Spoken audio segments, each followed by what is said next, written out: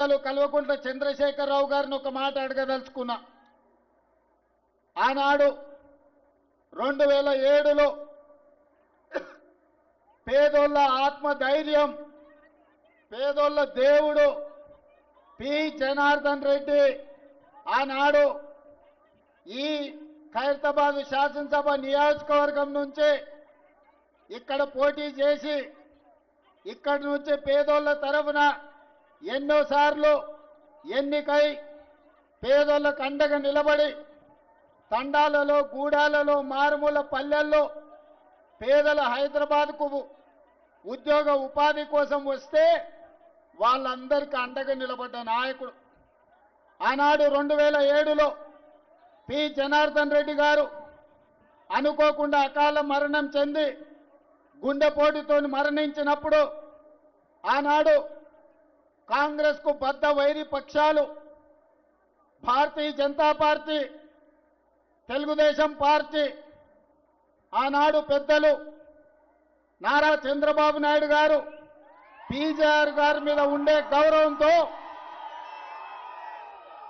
రాజకీయ వైరుధ్యాన్ని, భిన్న రాజకీయ ఎజెండాలను పక్కన పెట్టి పీజేఆర్ను గౌరవించడానికి ఆనాడు ఏకగ్రీవం చేయడానికి పెద్దలు నారా చంద్రబాబు నాయుడు గారు సహకరించిన మాట వాస్తవం కాదా?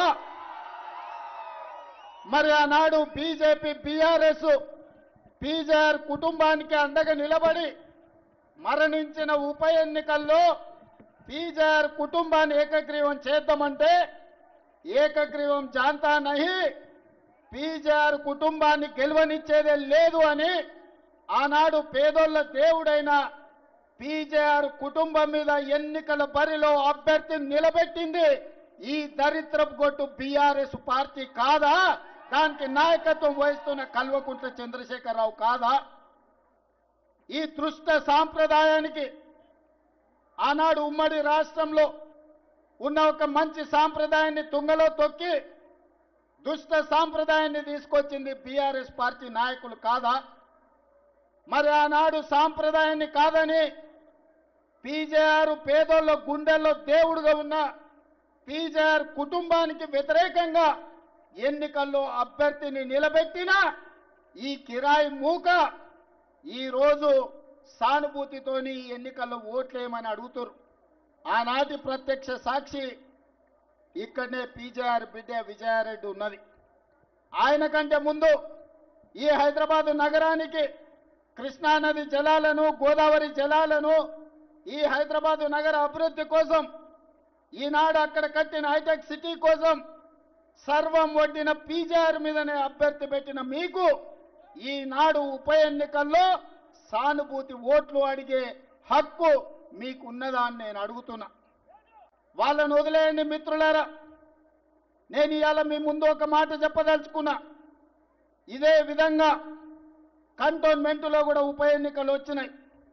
అక్కడ కూడా ఇదే రకంగా ఇదే సానుభూతిని నమ్ముకొని సానుభూతి కన్నీళ్ళ ముసుగులో గెలవాలని చూసి అక్కడ కూడా శ్రీ గణేష్ నానాడు అక్కడి ప్రజలు గెలిపిస్తే సానుభూతితో, సెంటిమెంటుతో కాదు, అభివృద్ధితో మా ప్రాంతం అభివృద్ధి జరుగుతుందని కంటోన్మెంట్, సికింద్రాబాద్ కంటోన్మెంట్లో శ్రీ గణేష్ను గెలిపిస్తే 30-40 సంవత్సరాల నుంచి అటు మేడ్చల్ వైపు ఎలివేటెడ్ కారిడార్, ఇటు షామీర్పేట వైపు ఎలివేటెడ్ కారిడార్, అక్కడ తాగునీటి సమస్యను, కంటోన్మెంట్లో రోడ్ల సమస్యను, డ్రైనేజీ సమస్యను ఈనాడు శ్రీ గణేష్ సంవత్సరన్నరలో 4,000 కోట్ల రూపాయల నిధులు మంజూరు చేయించి ఈనాడు కంటోన్మెంట్ అభివృద్ధికి పాటు పడుతున్నాడు.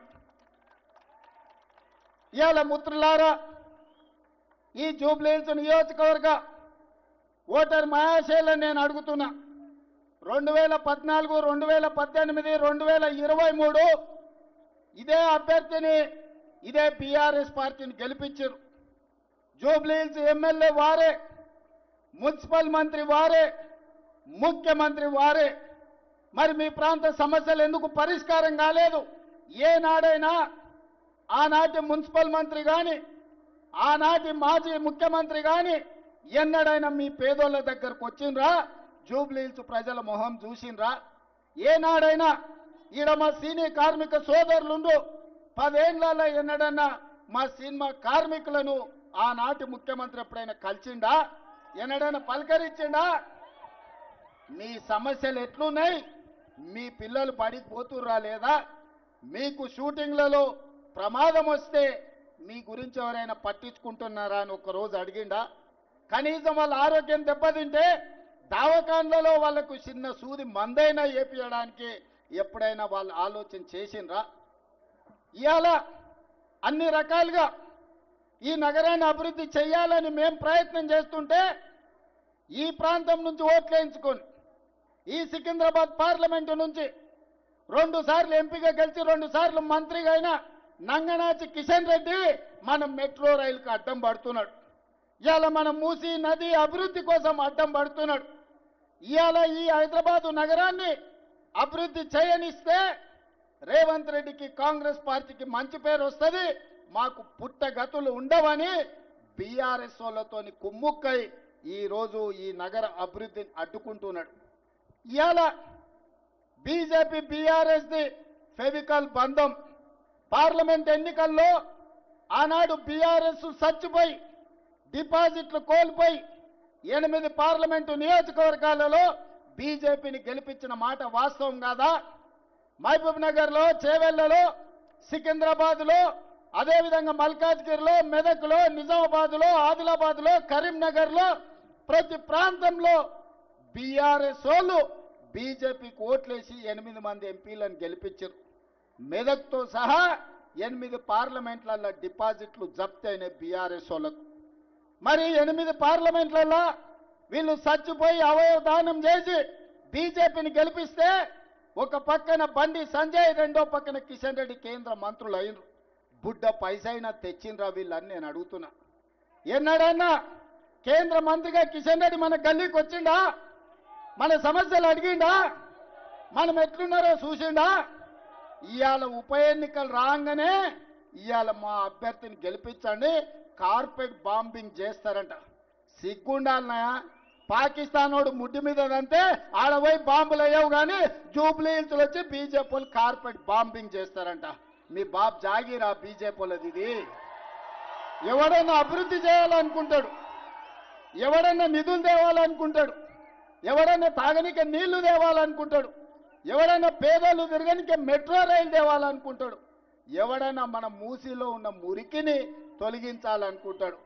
బీజేపీ వాళ్ళ భావ దారిద్ర్యం జూబ్లీ హిల్స్ లో ఎన్నికల్లో కార్పెట్ బాంబింగ్ చేస్తారంట. గల్లీ గల్లీ ఎంపీలు, ఎమ్మెల్యేలు, కేంద్ర మంత్రులు తిరుగుతారంట. ఎందుకే బిచ్చమడుకోనికి వస్తారా? ఏం తెచ్చిందని వస్తారు? మీ మోడీ ఏమిచ్చిందని వస్తారు? 3 సార్లు ప్రధానమంత్రి అయిన మోడీ ఈ పేదోళ్ళు అండగా నిలబడితే, కేసీఆర్ మీరు 2 సార్లు కేసీఆర్ ముఖ్యమంత్రి అయిండు, 3 సార్లు మోడీ ప్రధానమంత్రి అయిండు. నేను అడుగుతున్న పేదోళ్ళకి రేషన్ కార్డు ఇచ్చిండా? మీ ఇళ్లలో 200 యూనిట్లు ఉచిత కరెంట్ ఇచ్చిండా? మీకు సన్నబియ్యం ఇచ్చిండా? ముఖ్యంగా మా ఆడబిడ్డలను అడుగుతున్నా, అక్క మీరు పుట్టి ఇంతోళ్ళైనరు, ఎన్నడన్నా ఆర్టీసీ బస్సులో ఉచితంగా ప్రయాణం చేసిండ్రా? ఇవాళ మా ఆడబిడ్డలు అమ్మవారిని దర్శించుకోవాలన్నా, అమ్మగారి ఇంటికి వెళ్ళాలన్నా ఇంటి ఆయన ముందల చేతి జాపకుట్ట ఆయన ఆఫీస్కి పోయొచ్చే లోప అమ్మని చూసిరానికే ఆర్టీసీ బస్సులో మీరు ఎక్కడ చెయ్యి ఆపితే అక్కడ బస్సు ఆపేటట్టు నేను చేయలేదా? సోనం ఆశీర్వాదంతో మా ఆడబిడ్డలకు ఆర్టీసీ బస్సులో ఉచిత ప్రయాణం ఇయ్యలేదా? మా అక్కల్ని ఆలోచన చేయమని అడుగుతున్నా. ఇవాళ మేము మీకు ఆర్టీసీ బస్సులో ఉచితంగా బస్సు ప్రయాణం ఇస్తే ఆటో వాళ్ళని రెచ్చగొట్టి మా ఆడబిడ్డలకు ఆర్టీసీలో ఉచిత ప్రయాణం వద్దు, బంధు పెట్టాలని ఇవాళ బయలుదేరి ఇవాళ ఆటోలో తిరుగుతుర్రు. బిల్లా రంగాలు వచ్చిర్రు మీ బస్తీకి, బిల్లా రంగాలు ఆటోలో తిరుగుతుర్రు, ఫోటోలు దిగుతుర్రు. ఏందో వాళ్ళ కోరిక అంటే ఆడబిడ్డలకు ఆర్టీసీ బస్సు ఉచితం బంధు పెట్టాలని. నేను మా అక్కలకు ఒకటే మాట చెప్పదలుచుకున్నా. మా అక్కలు చాలా మంది మా పాలమూరు నుంచి అక్కడి నుంచి ఇక్కడి నుంచి వచ్చి